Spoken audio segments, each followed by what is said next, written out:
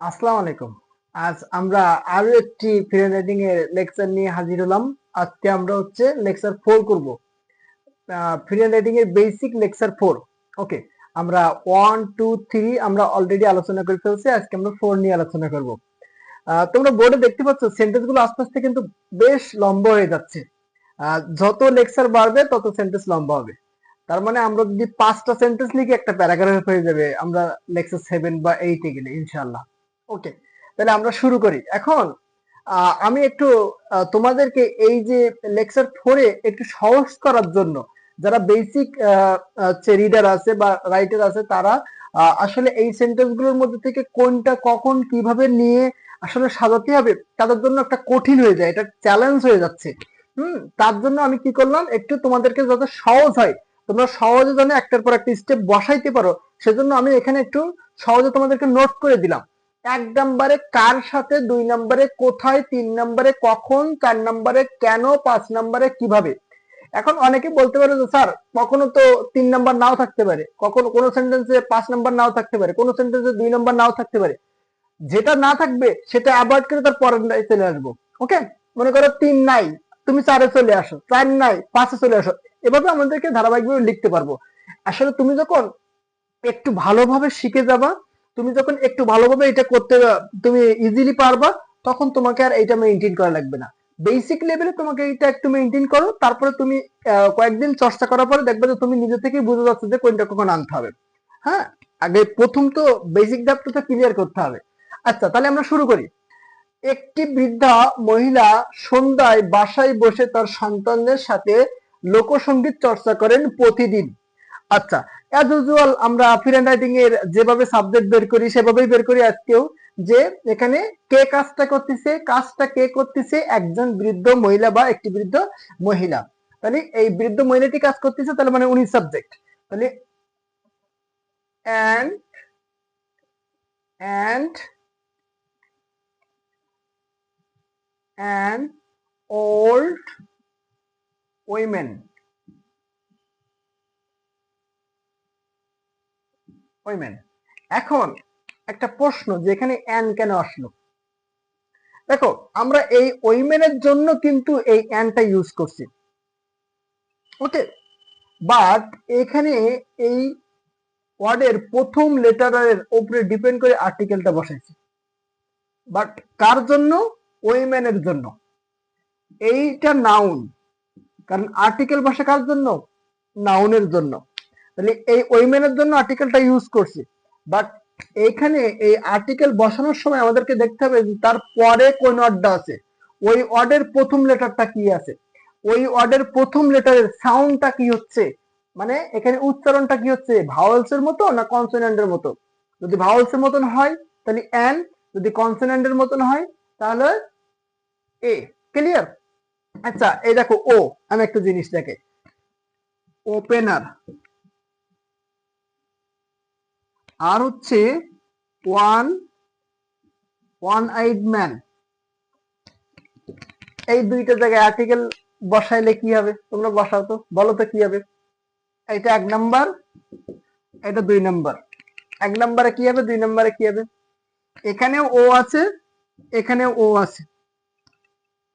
দেখো, এখানে হবে এন আর এখানে হবে এ। স্যার দুইটাই তো ভাওয়েলস, তাহলে আপনি এখানে এন এখানে এ কেন বসাইলেন, সেটা কিভাবে পসিবল? দেখো, এখানে ওর উচ্চারণ কি হচ্ছে, ওপেনার। ওপেনার, ও, ওপেনার, তার মানে ওর উচ্চারণ কিন্তু ওর মতনই হচ্ছে। আর এখানে কি হচ্ছে দেখো, ওয়ান আইড ম্যান, ওয়া, ওয়া। তার মানে এখানে ওর উচ্চারণ ওর মতনই হচ্ছে, আর এখানে ওর উচ্চারণ ওর মতন হচ্ছে, মানে অন্য অ্যালফাবেটের মতন হচ্ছে। যখন ও ওর নিজের মতন উচ্চারণ হয়, মানে ও তার নিজের মতন উচ্চারণ হয়, তখন তার আগে এন বসে। আর ও যখন অন্য কোনো অ্যালফাবেটের উপরে উচ্চারণ হয় তার জন্য এ বসে, যার কারণে এখানে আমরা এ ইউজ করছি। আচ্ছা, এবার দেখো তো, ওল্ড, ওল্ড, ওল্ড, ও, ওল্ড, ও, ও, তার মানে এখানে অ্যান ইউজ করছি। ক্লিয়ার? ওকে, তাহলে বসাই, আর্টিকেল বসে কার জন্য? নাউনের জন্য। কিন্তু ও বসানোর জন্য নাউন আমাদের কাজে লাগবে, নাউন না তাহলে তো আর্টিকেল বসবে না। কিন্তু তার পূর্বের যে ওয়ার্ডটা থাকবে ওই ওয়ার্ডের ফার্স্ট লেটারের অ্যাকসেন্টের উপরে ডিপেন্ড করে আর্টিকেলটা ইউজ করা হয়। ওকে, তাহলে এটা আমরা একটু মুছে ফেলি, গ্রামারটা মনে হয় এখানে বোঝা শেষ। ছোট ছোট করে গ্রামার টার্মগুলো এভাবে শিখে ফেলতে হবে, একদিনে সবকিছু শেখার দরকার নাই, অল্প অল্প করে যতটুকু যেদিন যেভাবে কাজে লাগতেছে এতটুকুই তুমি শিখতে থাকো। তাহলে অ্যান্ড ওল্ড ওমেন, আচ্ছা এবার কি করে, চর্চা করে। আমরা জানি যে ক্রিয়া যেখানেই থাকুক না কেন আমাদেরকে সাবজেক্টের পরেই আনতে হবে, আর বাংলাতে ক্রিয়া কোথায় থাকে এটা আমরা জানি, কোথায় থাকে, সেন্টেন্সের শেষে থাকে। বাংলা ক্রিয়া সেন্টেন্সের শেষে থাকে আর ইংরেজিতে সাবজেক্টের পরে থাকে। তাহলে অ্যান ওল্ড ম্যান কি করে, চর্চা করে। তাহলে চর্চা করে ইংরেজি কি, প্র্যাকটিস। এখন প্র্যাকটিস, এখন এখানে ব্যাপারটা হচ্ছে যে দেখো an old women, subject third person singular না, একটা বৃদ্ধ মহিলা, তাহলে এখানে কি হবে, এস বা একজন বৃদ্ধ মহিলা। তাহলে অ্যান্ড ওল্ড ওমেন প্র্যাকটিস, আচ্ছা কি চর্চা করে, ভার্বের কাছে প্রশ্ন করতে বলছে অবজেক্ট বের করার জন্য, তাহলে কি চর্চা করে, লোকসঙ্গীত চর্চা করে। লোকসঙ্গীত ইংরেজি কি জানো, ফোক সং। ফোক সং গাইতে পারো, 2 লাইন কে শোনাও তো দেখি কেমন গাইতে পারো। ওকে, তুমি এইখানে বসে গাচ্ছ আর আমি শুনতে পাচ্ছি, ঠিক আছে। And old women practice folk song, আচ্ছা তারপর কি বলছে, সাবজেক্ট পেয়ে গেলাম, ভার্ব পেয়ে গেলাম, অবজেক্ট পেয়ে গেলাম, এইবারে আমাদের এইগুলো ফলো করতে হবে, ঠিক আছে। সাবজেক্ট ভার্ব অবজেক্ট লেখার পরে তারপর ধারাবাহিকভাবে আমরা এটা সাজাবো। এটা তো আমরা সবাই পারবো যে সাবজেক্টের অংশ, ভার্বের অংশ, অবজেক্টের অংশ, এটুকু তো সবাই পারি। এইবার আমাদের এইভাবে সিরিয়াল অনুযায়ী আমরা সাজাবো। কি বলছে, কার সাথে, তাহলে কার সাথে বলছে দেখো, বলছে যে তার সন্তানদের সাথে, তার সন্তানদের সাথে, তাহলে সাথে ইংরেজি কি, উইথ। উইথ তার সন্তান, with her children, with her children, তার সন্তানদের সাথে।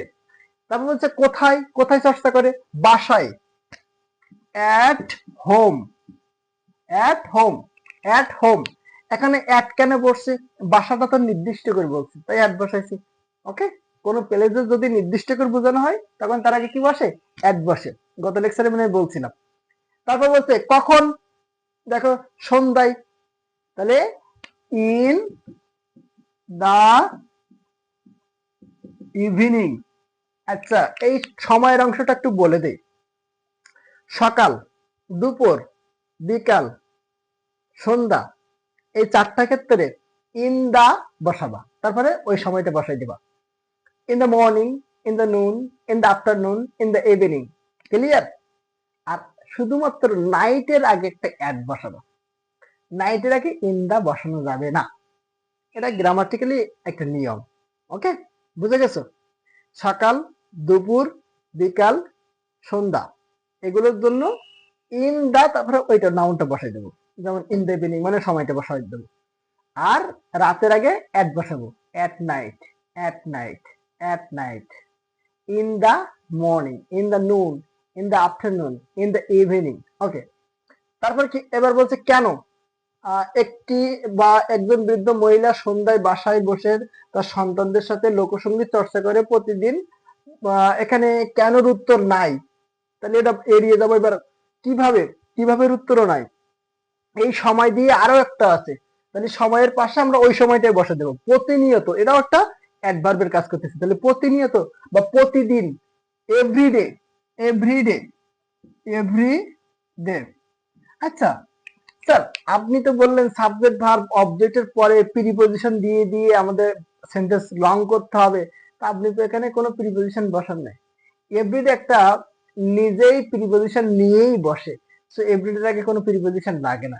এভরিডে একটা নিজেই অ্যাডভার্বিয়াল ভাবে নিজেই বসে প্রিপজিশন নিয়ে, আর ওটা একটা অ্যাডভার্ব যার কারণে এখানে কোনো প্রিপজিশন ইউজ করা লাগে না। ওকে, যেটুকু বলছি এতটুকু শিখে রাখো, যাতে তুমি আবার ওইটুকু ব্যবহার করে নিজেকে গ্রামাটিক্যালি ইনকরেক্ট একটা সেন্টেন্স তৈরি করতে পারো, সরি কারেক্ট সেন্টেন্স তৈরি করতে পারো। ইনকারেক্ট তৈরি করলে তো শেখার কি দরকার। আচ্ছা তারপর কি বলছে, একজন মেধাবী শিক্ষার্থী প্রতিদিন তার বন্ধুদের সাথে তার পার্ট আলোচনা করে। আচ্ছা, এবার আমরা প্রথমে সাবজেক্টটা বের করি। তাহলে কে বলছে, কে আলোচনা করে বা কে কে করে কাজটা? একজন মেধাবী শিক্ষার্থী, আ brilliant student, a brilliant brilliant student. আচ্ছা, এখানে এখানে বসাইলাম, এই স্টুডেন্ট নাউনের জন্য বসাইছি, বাট ব্রিলিয়ানের বিটা হচ্ছে কনসোনেন্ট, তাই এখানে এ ইউজ করছি। কথা ক্লিয়ার? ব্রিলিয়ানের বিটা হচ্ছে কনসোনেন্ট, তাই এ ইউজ করছি। এখানে ওটা ভাওয়েলস এবং ওটা ওর মতনই উচ্চারণ হচ্ছিল, তাই অ্যান ইউজ করছিলাম। ওকে, আচ্ছা, তাহলে ব্রিলিয়ান্ট